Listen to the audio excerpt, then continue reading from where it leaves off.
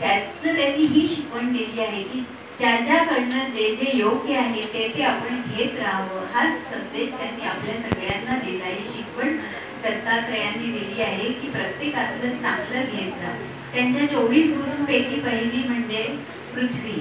आपण पृथ्वीवर किती भार देतो ना, पण तरी ती शोषित आहे. तर हा शोषिकतेचा गुण पृथ्वीकडनं घ्यावा. वायू आपल्याला दिसत नाही, पण वायूशिवाय कुणाचं पान हलत नाही, पण किती विरक्ती आहे वायूची.